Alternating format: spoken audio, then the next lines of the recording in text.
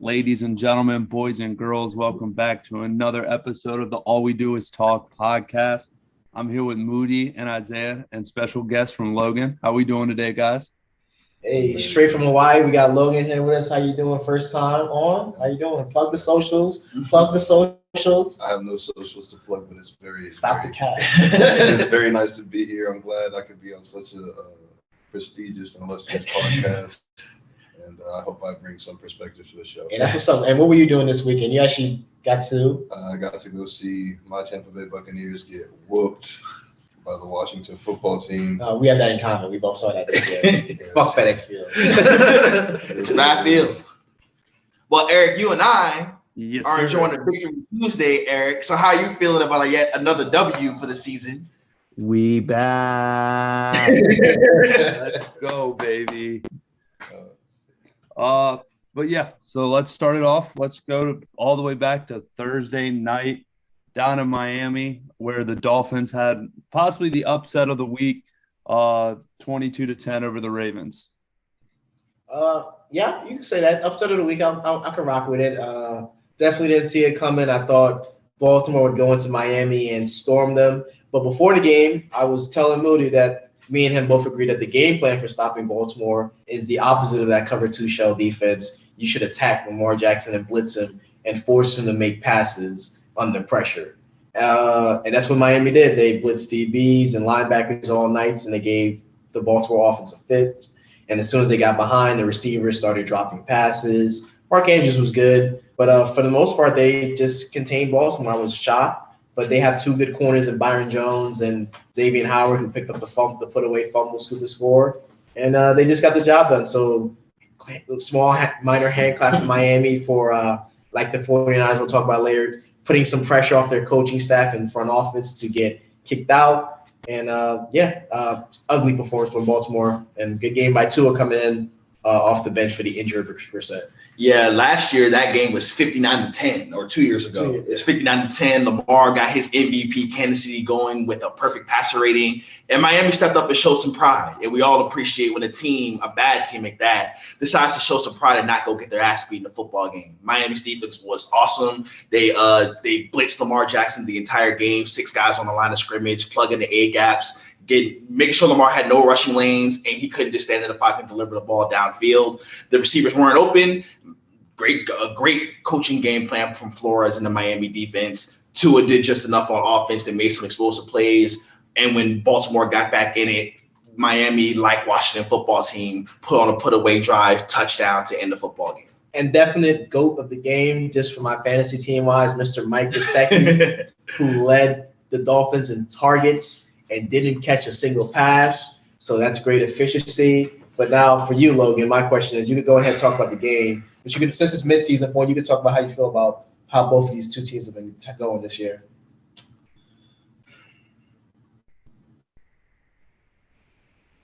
Upset of the week.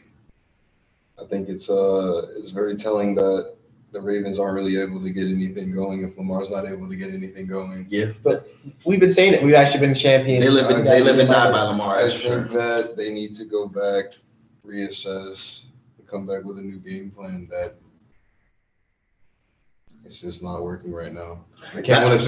They're not going to make a deep playoff on Lamar Jackson. I think it's a problem that in year 4 of Lamar, the same blueprint to beat them continues to be the same. You bring a lot of DBs on the field. You bring a lot of speed. You can't go base big man lineups with the Baltimore Ravens. If you bring speed and athleticism on the field and force Lamar to just stand in the pocket and make throws, it's going to be hard on them. And as for the disappointment in Miami, at least they live in Miami, so that. At least they live in Miami. Yeah, not Tua. He knows. At least they have a first round pick next year. Not their own, but they have a first round pick. Eric, how you feel about this game? I mean, yeah, the defense for Miami was clearly impressive in this game, sacking Lamar 4 times. Just kept him off balance all game, and that's what you need to do if you're gonna stop and beat the Baltimore Ravens. I mean, it's just simple as that. Yeah, Myles Gaskins had a decent game. I mean, I think he kept them off their toes enough to stay on the field long enough, because also keeping Lamar off the field is what you need to do as well. So good job on Miami. So let's move on. We'll start with the biggest beatdown, the shit pumping, the clowning, the New England Patriots did. Oh, Eric, you kidding me? We want to buy more. No, I think the Patriots are more dominant. But Eric, you said it best. Of all the beatdowns we saw on Sunday and Monday, Cleveland, a team that I picked to win the division, was down by 40 to the New England Patriots, who are surging, but they usually beat the Jets like that. So Cleveland played the role of the Jets this weekend, and that's just so hard to understand. Mac Jones is probably gonna put some fear in Jamar Chase's eyes, because if he keeps it up, quarterbacks always win Offensive Rookie of the Year, so that would suck for Jamar. But that's how it's looking, how it might be going. And the hoodie, what can we say about Bill Belichick, except he has the answers for most of the time, for almost every situation. But yeah, Cleveland, Baker's banged up. He's been ineffective. They don't have Odell anymore. Their running game has been ineffective because of offensive line injuries. I mean, luckily they've got a lot of wins because they're a good team, but their defense has been terrible. I was shocked that New England protected against that front.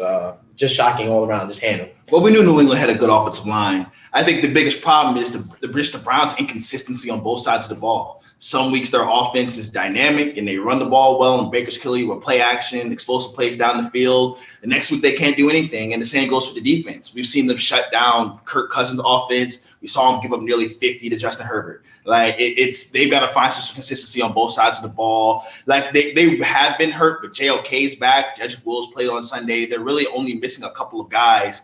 Losing a couple of running backs shouldn't be this impactful to your overall team. Baker Mayfield's injury, I think, has been a real problem. They're going to have to bench him, I think, and get Case Keenum at least a couple of weeks of reps, so they don't have to just keep worrying about Baker fighting for his life out there, because the injuries have made him ineffective, and now he's just trying to tough out things that he shouldn't be toughing out. Overall, for New England, they look like a team that's getting hot at the right time, trying to make a playoff run. Bill Belichick continues to be the greatest coach ever. He can confuse any offense, take away whatever they do best, and that's exactly what happened here. And Mac Jones ran up on that defense. Yeah. So, any opinions? Yeah, I mean, I agree with everything that you both had to say. I think that the Browns definitely need to bench Baker Mayfield at this point. The only thing I disagree a little bit with, is you both point at the injury as making him ineffective. Maybe he's just not an NFL quarterback. Maybe he just can't lead a team. I'm not a part of the Baker Mayfield club, and no, the injury's clearly affecting him. He's not good enough to begin with. He can't overcome. On top of that is that he's playing with a banged up knee and a banged up shoulder. So now they should be playing Case Keenum. Other than that, New England surging, like you said, this Bill Belichick football team. We knew. Yeah, we all knew. And New England does what New England does, and yeah. New England's will be one of those things you want nothing to do with the playoffs if they get there. Nothing to do with. Eric? Yeah, I mean, I was obviously high on Cleveland before the season, but they're probably one of the more injury-riddled teams in the league this year. I mean, I'm not on the Baker Mayfield isn't a starting – he's definitely a starting quarterback in the league when healthy. I don't know how successful, but he's definitely one of the top 32 guys. But yeah, the Patriots. That's saying a lot about a guy. Best you can say about a guy that took number one overall. He's top 32. Yeah, he's top 32. All that matters. Give him credit, right? You can do something with top 32. There was more slander on the show than just that. But the Patriots running game was dominant. I mean, they had 3 guys over 30 yards. I mean, they were averaging a huge amount per carry, and with a rookie quarterback, that helps him out a lot. So, and he was efficient with 19 of 23. He was killing it. Yeah, so he was throwing darts. Throwing darts. Best game of his career, not by far. I was impressed, but he's played in New England, so I'm impressed when my New England goggles on. All right, so now we will go to Big D, where all of us, including Moody, this podcast is now 2-0 when we bet against our own team. The Dallas Cowboys went 43-3. Now, to keep in mind, I never had any doubt we would win the game. I just didn't know we'd be able to cover 9. And I underestimate my own football team. That's on me. But sometimes the reverse jinx works out. Your team plays pissed off after they're getting their ass beat last week, and they show up and show out. They were just better than Atlanta in every phase of the football game. There's not really a whole lot to discuss. They threw the ball better. They ran the ball better. They defended better. They performed on special teams better. They coached better. They did it all across the board. Atlanta had no chance. They can blame Denver for that ass beating they received. We're on to Kansas City. Yeah, not much more to say other than Atlanta was never in the game. They went aggressive and went for the fourth down. I actually agreed with the 4th-7 play call. Idea to go for it. The play call wasn't executed well at all. I thought Kyle Pitts probably should have boxed out that safety a la the way we saw Tyler Higbee did last night. But it didn't work out. That happens sometimes. But the only thing I have to say about Atlanta is they're probably in that Las Vegas territory right now. I guess the word I'm looking for is adversity has hit.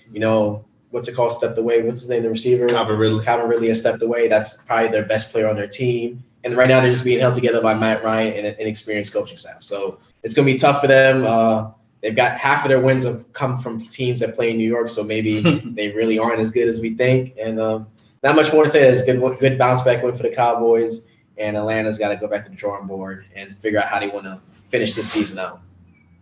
How do you feel about both these teams? Yeah, always glad to see an NFC South team that's not the Bucs get their ass whooped. Glad we could do that for you. How about them Cowboys? That's all I have to say.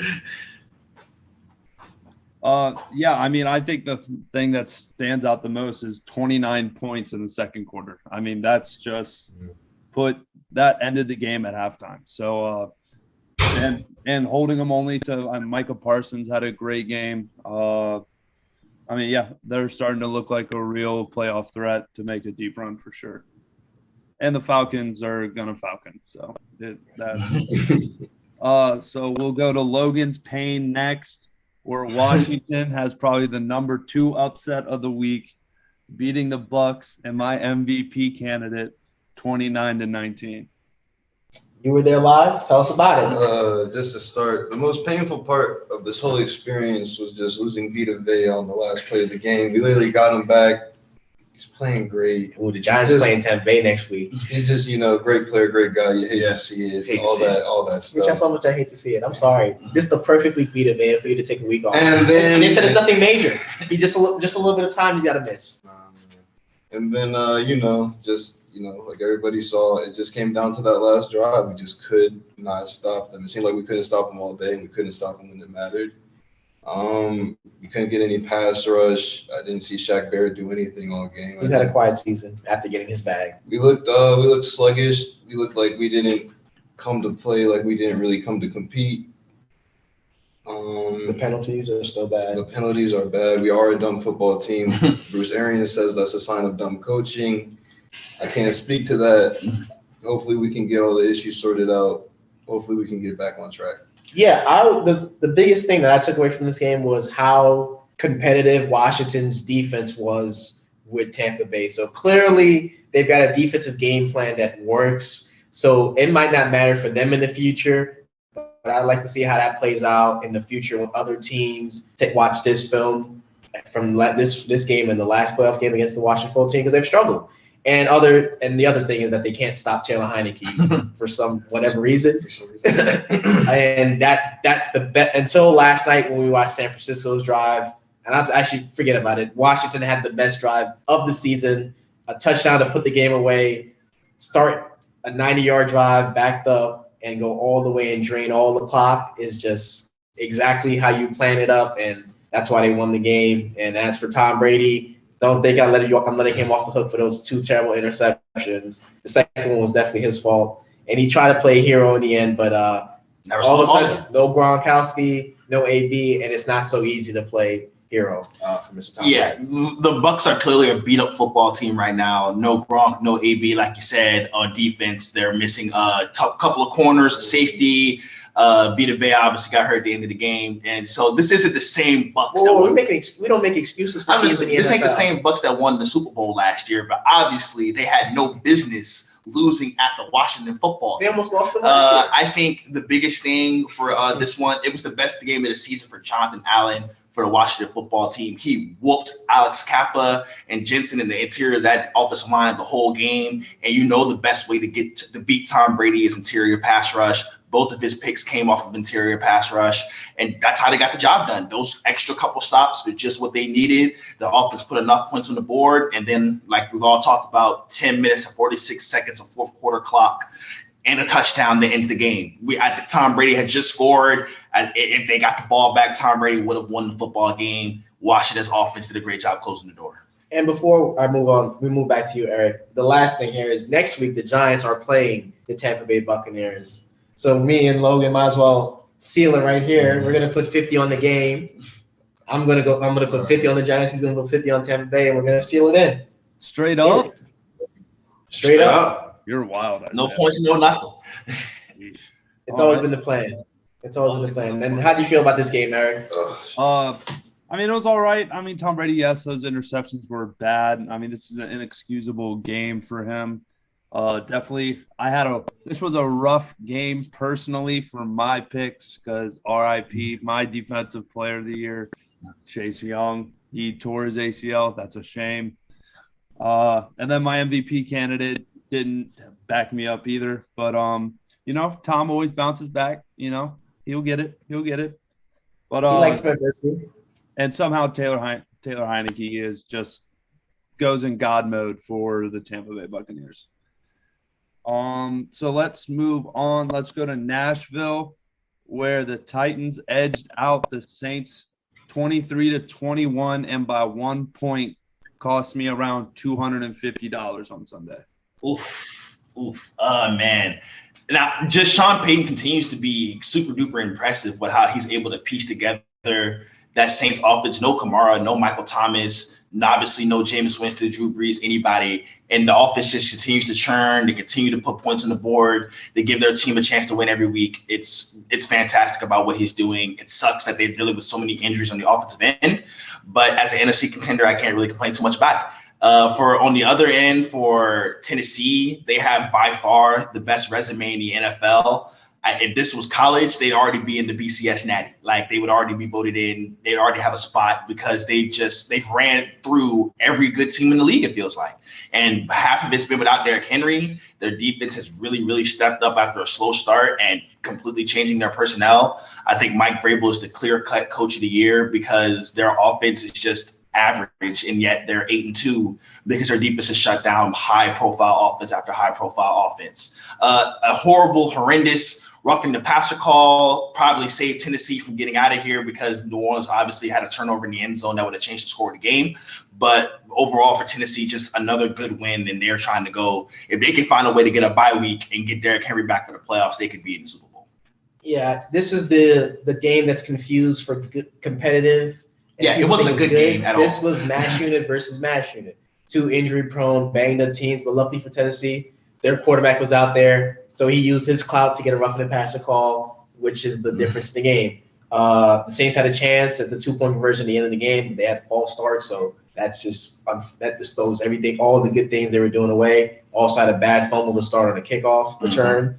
And, two teams that are probably playoff teams going at it, but without any of the top guys that you would want to see going at it. Yeah. We got robbed of the Alvin Kamara versus Derrick Henry matchup, a Julio versus Michael Thomas matchup, and A.J. Brown. It's tough. But as for Tennessee, they keep chugging along, and their schedule is one of the easiest to go. And they're headed to Houston next week. So if they could pull off these wins that are in front of them and get that bye week, they could really – and get Derrick Henry back, they could really be a Super Bowl contender. And they'll have a letdown. They'll have at least one. Yeah, because everybody's having letdowns. But, yeah, it's right in front. Everything is right in front of them. And as for Mike Vrabel, he's doing a good job.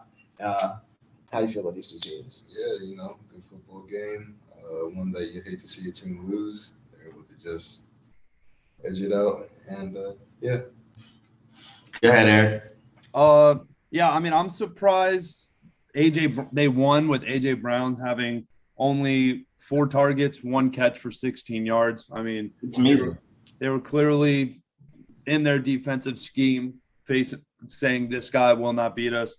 But Tennessee still finds a way, and it doesn't matter right now. And, you look at their stats, and there's no one jumping off the page as oh, he's the one stepping up offensively. So it's a credit to them as a whole team that they can find ways to win football games every Sunday. And they've done it against the best. So it's very impressive. So let's move on to Indianapolis, where Jacksonville backdoor covers the Colts 23-17. So early in the game, the Colts, I think, blocked the punt or blocked the punt, scoop, score, and that's the last thing that happened in this football game. They traded a couple of field goals. Jacksonville tacked on a garbage time touchdown, and that was it. The Colts ran the ball and then punted. Jacksonville couldn't do anything on offense because they're bad, and that was basically the description of this very uneventful football game. Yeah, there's nothing more to be say. After the Colts got the game changing, as we say, you have a 75% chance increase to win a game after a scoop and score or defensive touchdown, special teams touchdown. The Colts took that. They went on a one drive for a touchdown. They got that, and then they just laid it down for the rest of the game. And Jacksonville's terrible, so they just got dominated for the rest of the game. And then fourth quarter came around, they eased up a little bit, got a nice backdoor trash touchdown. Agnew had that really explosive play to really get them anything because they weren't doing anything on offense. The first touchdown they got was an explosive play, exactly. So just a mismatch. Just everything we expected, except for god awful backdoor cover. Hate a backdoor cover. You hate to see it. Anything to say about Carson Wentz and the Colts versus T-Law and the Jags? There's nothing to really discuss there. Nothing to add there. All the bases. That game was gross. Yeah, I mean, I'm surprised Trevor Lawrence, he just doesn't score touchdowns. I mean, he had 0 on. How can he, Eric? He needed a Peyton Manning as a rookie. Who in that offense supposed to score touchdowns? Jamal Agnew? I don't know what they do in the draft. I mean, I literally don't know what they would want to address first. Weapons or offensive line or they have to be drafting Evan Neal. You draft your offensive line and you spend free agency on some weapons. All right. Because they got some weapons alike, Chark and Chanel. You can add Michael Gallup and Tim Patrick next year for $20 million, and you rebuild your receiving core. All right, so let's move to MetLife, where the Jets get clowned and shit pumped by the Bills, 45-17. This game was actually until the 2-minute mark of the first half, it was a 7-point game, and then by the 10-minute mark of the third quarter, it was 38-10. I don't really know what happened in the middle. Just Josh Allen scored a bunch of touchdowns. Just turned the ball over because Mike effing White isn't good. And just another beat down. Buffalo gets back on track, getting their league's softest schedule continues to be soft, and they ran through another bad team. Yeah, this was the get right game, get your stats up game for the Buffalo Bills secondary. A pick for Mr. Micah Hyde, a pick for Jordan Poyer, a pick for Trey White, a pick for Levi Wallace. Mike White was just giving it away like the easy girl in high school. And the Buffalo Bills were taking. And I don't know. I mean, as for the Bills offense, I mean, they're good against the Jets defense after they wear them down. The Bills wear on people because when they get up and they start pouring points on, they start pouring it on you. Even if they had enough, we see them do this to Miami. It was like another Miami game. This was a classic Buffalo Bills versus Jets game, Buffalo Bills versus Miami game. They're all the same. They might keep you in it if they choose to be sloppy, but as soon as they turn it on, they just wax poetic with the other team, and it's over. As for the Jets, Robert Saleh's got beef with Rex Ryan, so at least they're interesting.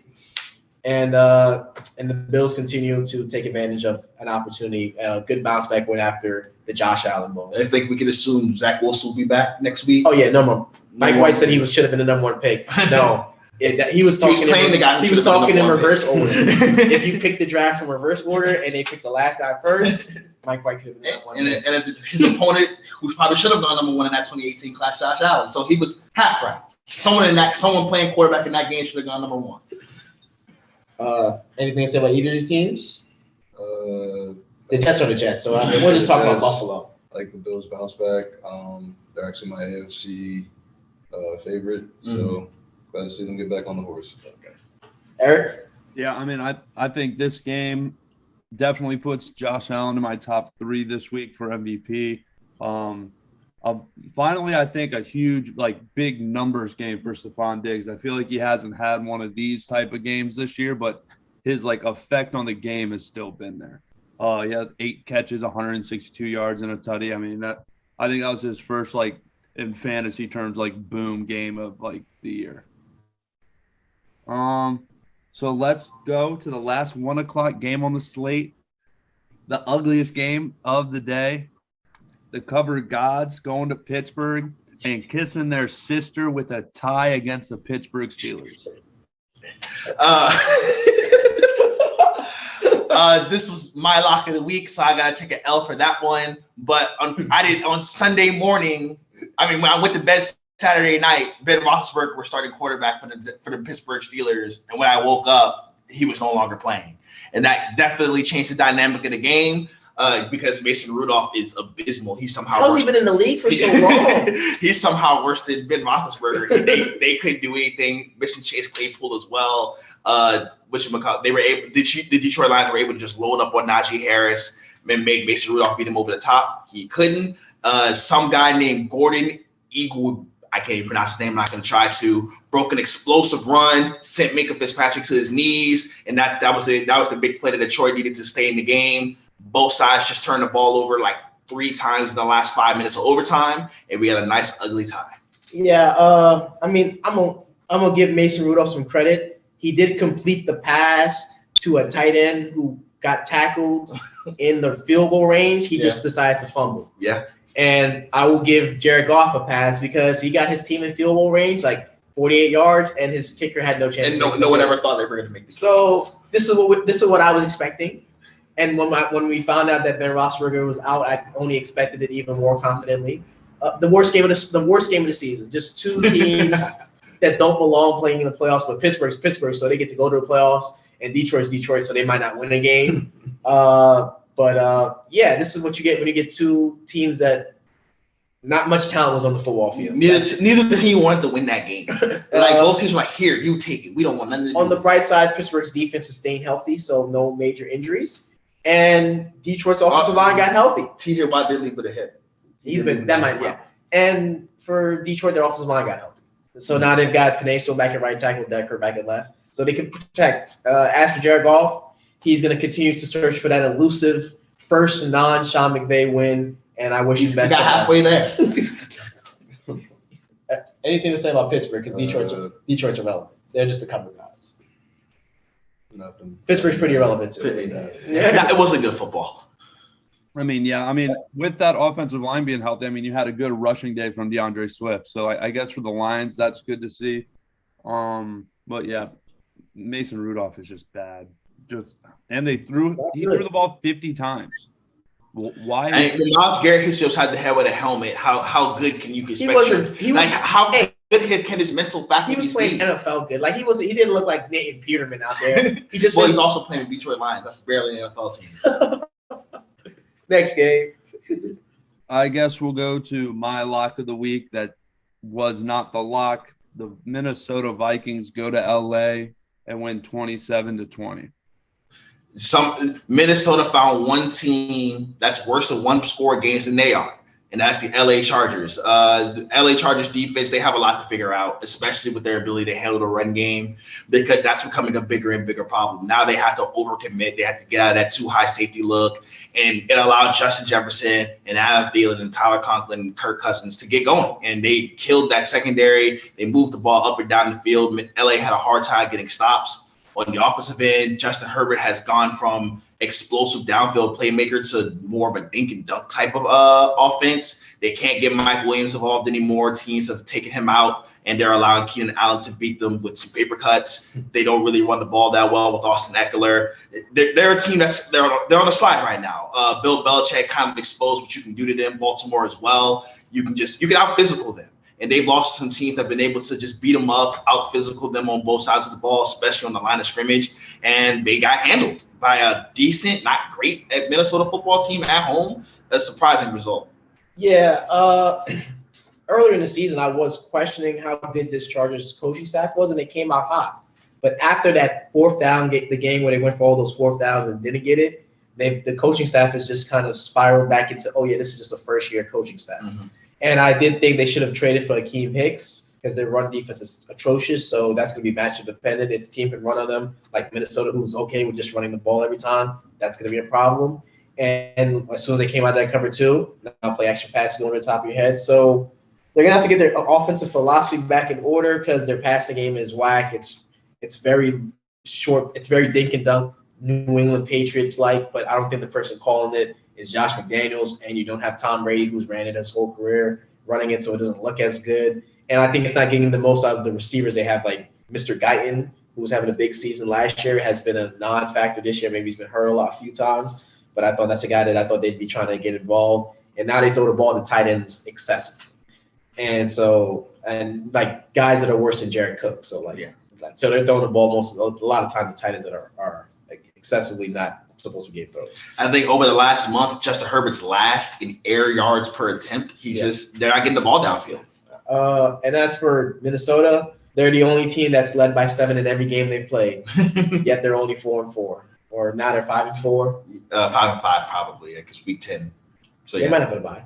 But yeah, so Minnesota, they were impressive. I mean, basically Kirk Cousins just threw the ball to Justin Jefferson and he let him make plays. So that's a good game plan. That's a good game plan, and good game from Dalvin Cook. They're 4-5, by the way. Yeah, they're 4-5. 2 teams? Either of these 2 teams? No.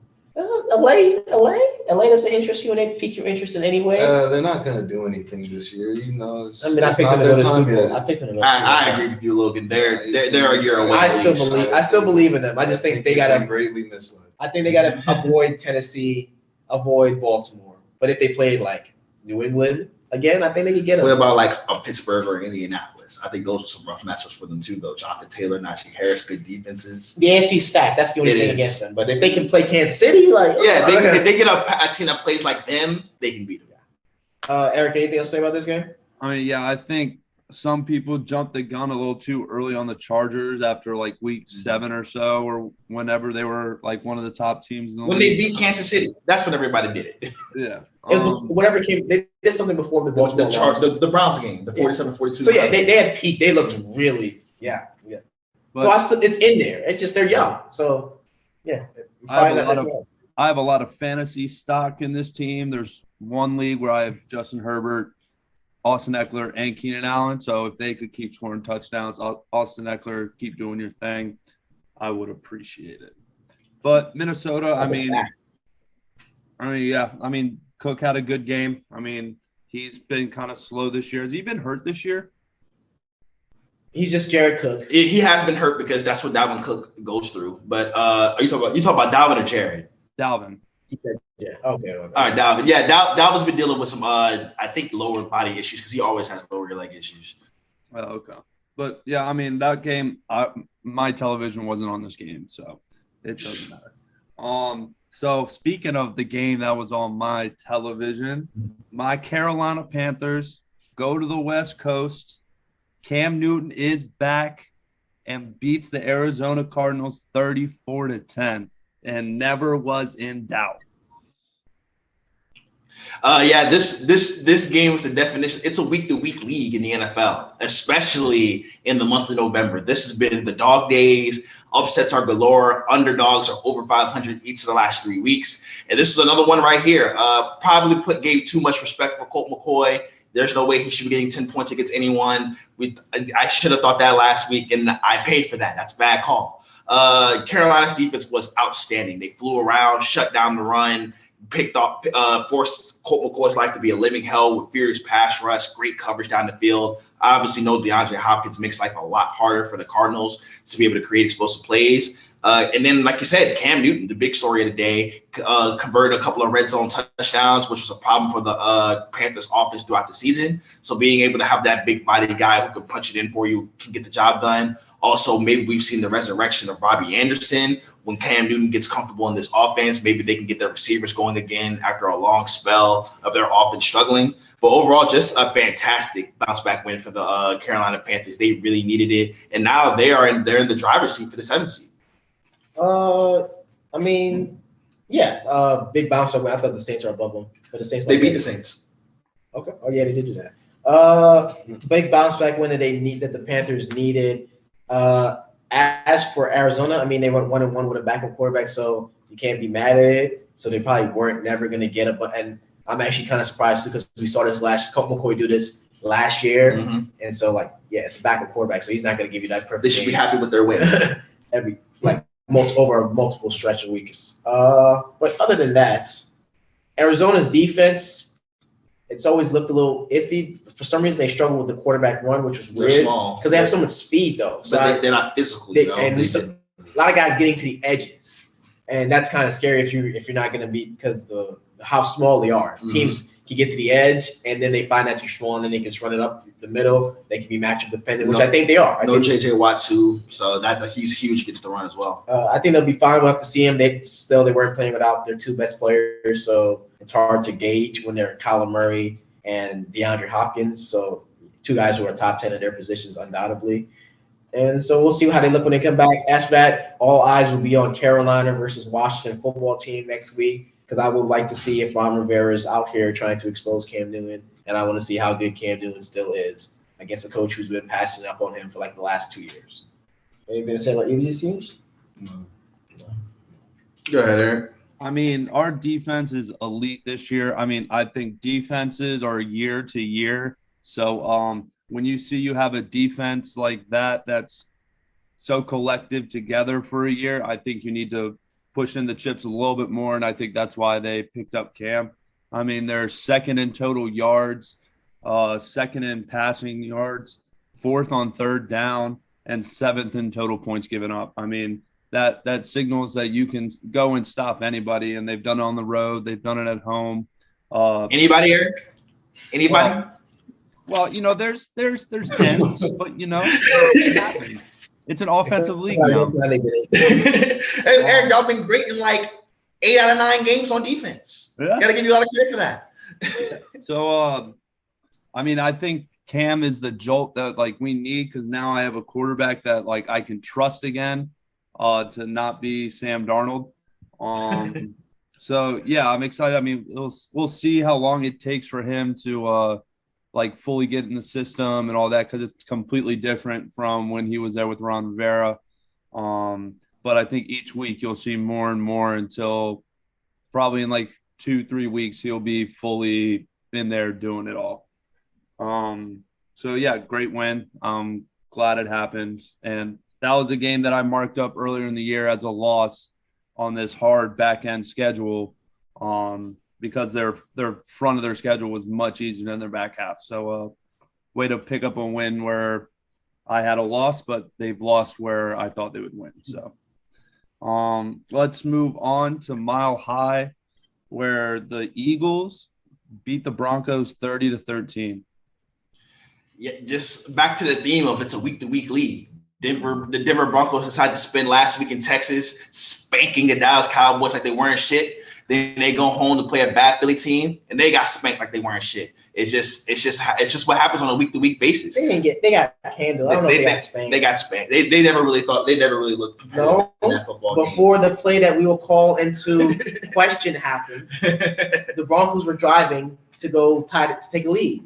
Oh, really? They ever want to take the lead on that or one? tie, I thought they were going to put away. Oh, okay. That was only a one possession game when they had that ball. Just a great job by Jalen Hurts and the Philadelphia offense. I think Devontae Smith torched Patrick Surtain on a huge play on his birthday. He scored 2 touchdowns. Big game from him. The Eagles' offensive line is healthy now, and they've really found their groove running the football with Jalen Hurts with the backs, and they've committed to that now. And when you're playing a team like Denver, who traditionally likes to be more of a too-high team, being able to get after them in the run game was fantastic. On the other end, they got after a bad Denver Broncos offensive line, got furious pass rush, made Teddy Two Gloves uncomfortable in the pocket the whole game. He couldn't get the ball out to his playmakers. And then we saw when they went down the stretch of the game, when the Eagles defense needed to play, they made it happen. They forced a fumble. Darius Slay takes it in 89 yards to the house. Teddy Two Gloves doesn't put in a lot of effort to get the tackle that he probably wasn't making anyway. And just in Philadelphia fights their way back into it. The wild card race on both conferences is going to be brutal because every week it just seems like teams hit peaks and teams hit valleys. This was my lock of the week that went so awry. Somehow the Broncos didn't finish off the season sweep of the NFC East, and Philly got them. Usually you don't just sweep a whole division, so it's not surprising. but it is because I think if the Broncos go down and score on that drive where they let Darius Slay pick the ball up and return it 82 yards to the crib, then maybe they probably win the game. They get out of the trap. But Teddy got to go try to make a tackle there, but he chose not to. It is what it is, and they have to give away a game in a tough conference. So it'll cost them later. And as for Philly, they get to join they get to continue being that bottom barrel. You said both races for the playoff spots at the end, the wild cards are going to be tight. At least in the AFC, they're good teams fighting for it. And the NFC, they're bad teams, which bodes well if you're trying to be a hot seed in the NFC playoffs. Eric? Yeah, I mean, I think what the Eagles are starting to realize is they're starting to win football games when they start running the ball more. Earlier in the year, they were pass heavy. Like, they were completely forgetting about Scott and Howard and all these guys. Like, they've been successful if they run the ball as many times as they pass it. And Jalen Hurts seems to look more efficient and better when you're not asking him to throw it 35, 40 times a game. So, yeah, I mean, I think that's what their game plan should be moving forward, try to establish a run game. And for the Broncos, I sign off with Teddy Bridgewater on his business decision. That man has been messed up, so I don't blame him. Who cares? Like, why didn't he go get him? Why didn't go get him? He ran towards him, and then he realized, oh, I'm going to get this close. So he just got, like you say, he got in the fray, and he tripped Melvin Gordon. The problem is he trips Melvin Gordon, the only other guy on the field who could have made the play. He's running into the fray to not do anything. Sometimes you pull a Marcus Williams. All right, so let's move on to the 4 o'clock America's Game of the Week, Packers, Seahawks. It was a doozy there for a while. Packers win in shutout fashion, 17-0. Yeah, this like the Lions-Pittsburgh game was better than this one. This game sucked between two top 5 Hall of Fame caliber quarterbacks coming back from their own respective injuries. Rodgers with COVID-19, Dangerous with the mallet finger, and they look like quarterbacks who hadn't played in a couple weeks. And snow was coming on the ground. November in Wisconsin. Both sides dealing with some injuries. It was just not fun football to watch. Russell Wilson was struggling with his decision making, wasn't accurate throwing the ball down the field. We know the Packers play a ton of coverage, so if you aren't able to run the ball at a high level, you're not going to be able to make plays. The Packers safeties are arguably the best safety tandem in the league. They both made outstanding plays down the field, up in the run game, and they just completely, totally, and effortlessly shut down the Seattle Seahawks offense. For Green Bay, their offense didn't look that much better either, but Aaron Rodgers looked better enough. They were able to make enough plays. Devontae Adams made a few plays. A.J. Dillon was fantastic. He was carrying guys the whole game, carried Bobby Wagner 3-4 yards to the end zone, and that was all they needed. However many points they got, whether it be a touchdown, a safety, a field goal, it was always the game-winning touchdown because Seattle just didn't do anything on offense the whole day. Yeah, this is just a game to let you know that practice matters. 2 guys who hadn't practiced or played in the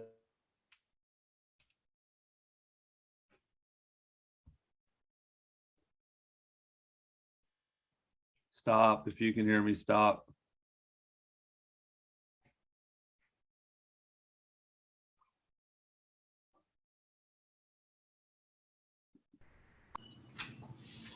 Yeah, so both quarterbacks were rusty, which held back their teams, and so their teams didn't do much, and the defenses were good. And luckily for Green Bay, they were home, so they had the advantage, and they put them away. Sucks that Seattle didn't score any points because, it's hard to get shut out in the NFL now.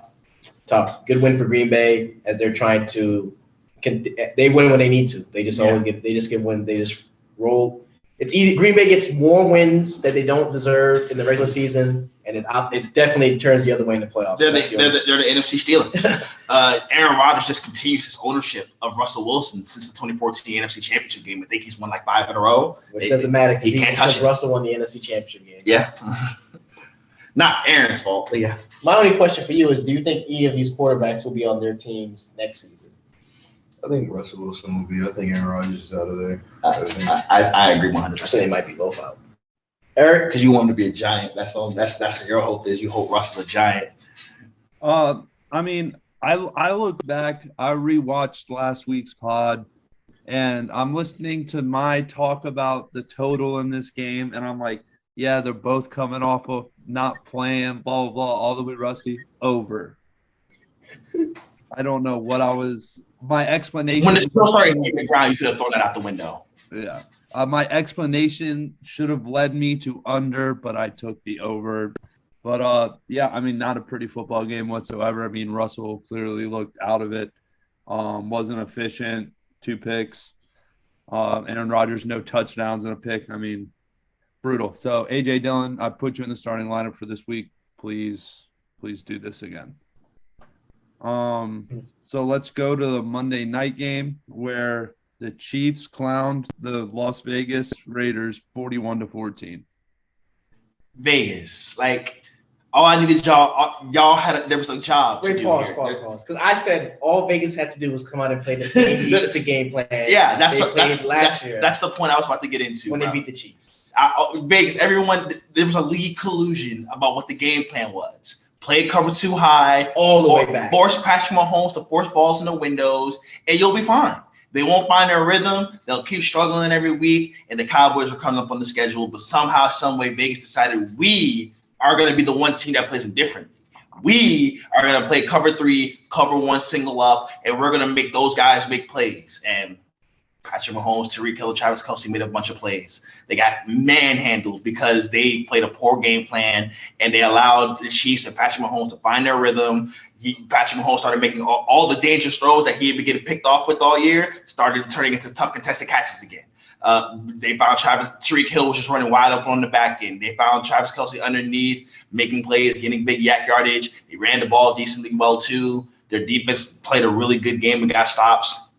They look like the old Chiefs. That's exactly what they look like here. Vegas is clearly a broken down football team with all the shit that they've gone through this year, and it showed. Yeah, the perfect get-right game for the Chiefs, not much more to say, except for Darrell Williams made the play of the week that actually counted, because maybe we talk about the Monday night game that didn't count. But, yeah, Darrell Williams makes an incredible play and snatches the ball off of Jonathan Abrams' head. And, the Chiefs were unstoppable. Mahomes is probably going to be the offensive player of the week, and it probably won't be close. How do you feel about the Chiefs since you guys put them in here? I think they've been figured out. I don't think it's no dynasty. I don't know if people were talking about dynasty. They only got one. Nobody here was talking dynasty. I know I did. Now that's just for the media to say. The Chiefs are just another team with a good coach and a good quarterback, and they'll be competitive, but it'll be their team's probably peaked. It is peak. I think their defense is picking up though recently. So they're gonna need some time to get there. They're gonna have to rebuild the team. They had a super stacked team with the QB on the rookie contract. Now he's paid. They have a top heavy roster. In the NFL, it's hard to win with a top heavy roster. Eric, talk to us about this shit fest. I mean, I think what Moody was talking about, where it looked like the old Chiefs again. They made Kelce a point of emphasis this week, which they decided to let him just run one-on-one with linebackers. They saw what they saw the DBs that every other teams were putting on them, and they said, you know what, linebacker. Right. It's like they said. I think that's what makes their offenses elite is when they get Kelce going. That's when they start worrying about then, and then Tyreek Hill goes. I think it should go that way instead of get Tyreek going to get Kelce going. I think if it goes the other way, it's just so much more effective, and the flow of it is a whole lot better. And that's what everybody had picked up to. And then Vegas said, we'll do the opposite. We'll just guard nobody. Rough game for the Raiders. I mean, you can't expect much from them. They've probably gone through some of the most shit I've seen from an NFL team in my life. Yeah, so, they're on their spiral. And I don't expect it to stop anytime soon, unfortunately for them. All right, so let's move on to the Monday Night Football game where Isaiah's prediction of 404 TDs did not come true. The 49ers beat the Rams 31-10. And it wasn't even that close. They did the garbage time field goal to even get that. San Francisco owns the LA Rams. Kyle Shanahan owns Sean McVay.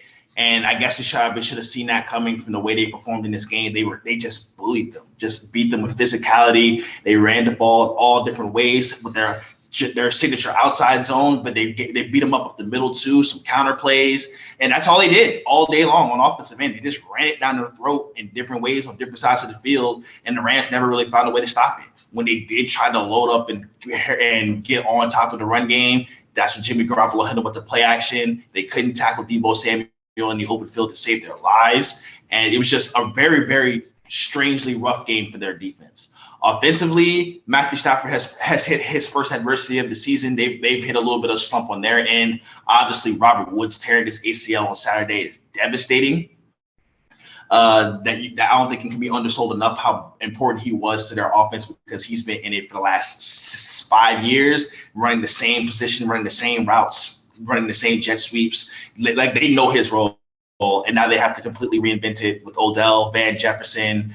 And it was just, they seem like a team that's going to need some time to adjust to their new ways. Cooper Kupp obviously still was Cooper Kupp, although he racked up a lot in garbage time. But it's just, they got caught on a bad night, back-to-back primetime games where they've had a chance to really put on a showcase, and they got their ass beat. I mean, yeah, nothing more than the game was over. But another 2 weeks in a row, the Rams game was over by the end of the first quarter because they had thrown a pick six after giving up a defensive touch, after giving up a long drive on defense. I will say this was the poorest game on defense. I'm going to give that to Jalen Ramsey. He was not very impactful for the most part. His tackling wasn't very great, and he shut down a couple receivers, but that wasn't going to be where he was going to need to be valuable. Like, his matchup against Deebo Samuel was one-sided. Deebo Samuel was doing whatever he wanted in the jet sweeps and the catch and run. And this was the biggest fear for LAR when I picked them for the Super Bowl, though, is that their team is built top heavily. And on Saturday morning, the worst case scenario came to fruition. They lost one of those top 10 players. So now luckily for them, Odell Beckham Jr. was available. Hopefully it's lucky for them and it doesn't make things worse. They definitely they got to be happy as hell they got him though, because man, they be shit out of luck. Hopefully, they could get him fit in, and hopefully he's willing to fit in and learn the Robert Woods system. Not hopefully. Hopefully it all blows up in their faces.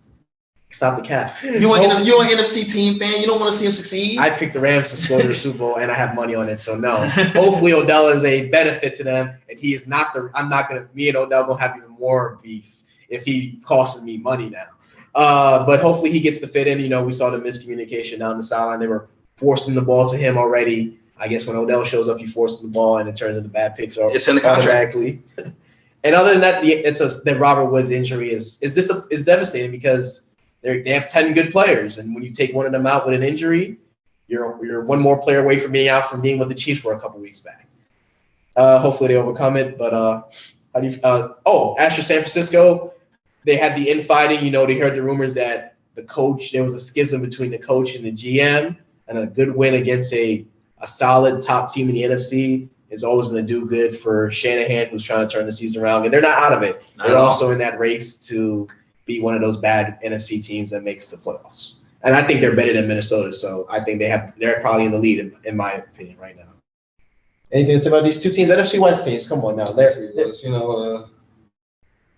this game, the Rams don't look as good as they looked when they were beating up on us a couple weeks ago. And, I think, like Moody says, it's just a week-to-week league. It really just depends. The injury situation, the fact that they are top-heavy doesn't help. Yeah. It's just they're going to have to bounce back. And they're going into their bye week, and then they're going to go to Lambeau. That's for the game of the year. Eric? I think the 49ers are only a real threat to anyone when Kittle is playing. And that showed last night. And also Deebo Samuel is probably the best yards after catch receiver in the league that this year, at least. His explosive plays are amazing. But this year, I would say he's been like a top 5 receiver this year. He's carrying that offense. He's leading. He has more yards after catch than most receivers have in general. And he runs the ball. He's been absolutely fantastic. Top 5 weapon for sure. Yeah, but for this game, you knew this game was over within 2 possessions of each team. Matthew Stafford turning the ball over early never helps anybody. That was the best hit of OBJ since the Josh Norman incident. But yeah, that's a bury the tape game for the Rams and just get it out No, they gotta look at it. You gotta. I think their offense. I think their offense can bury it. Defensively, they gotta figure out why they're just getting out physical like that, though. Jalen Ramsey, we're looking at you, Jalen. He talks a lot. He talks mad spicy. All right, so it's time for the weekly MVP power rankings that have become so hard to do. Yeah, because whoever gets put at the top probably is going to lose that week. It's like the Stephen A list. It's like the Manning cast curse. Nick Wright's pyramid. You don't want to be at the top of this list. So for I guess I'll go from 1 to 3. Since it's easy. I guess I've had Josh Allen sitting at 1, so I've been backing him to be the MVP for a while, and it just looks like he's got the really nice, easy schedule that he can put up the freakish numbers, even if they don't play good for most of the game. Good on for them and the schedule makers. He has 2 big games against New England that will really decide if he becomes the MVP or not, probably.